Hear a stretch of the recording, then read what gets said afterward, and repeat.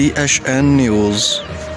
नाज़रीन, वगण खां ख़बर शामिल कयूं था त वगण जे यूसी यारेदोर जे रहवासियुनि पारां गंदगी ऐं सफ़ाई सुथराई न थियण ख़िलाफ़ एहतजाज।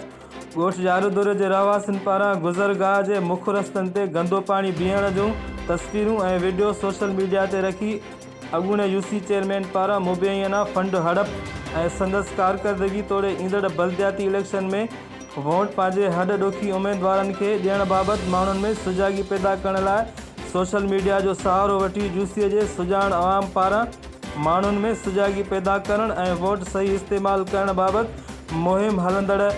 सोशल मीडिया ते मुख़्तलिफ़ माण्हुनि पारां वायरल थियल वीडियो में हुननि पंहिंजे यूसीअ जे अवाम खे अपील कई त उहे अवाम जो पैसो लुटींदड़नि खे वोट न ॾियनि। अवाम हिन भेरे सोचे सम्झी वोट करे। असांजे ॻोठ जा मुख्य रस्ता रोड गंदगी जे वर चढ़ियल आहिनि।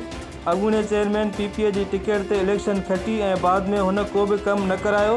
उन करे हिन भेरे पंहिंजे हॾ ॾोखी उम्मीदवारनि खे वोट ॾेई कामयाबु कयो वञे।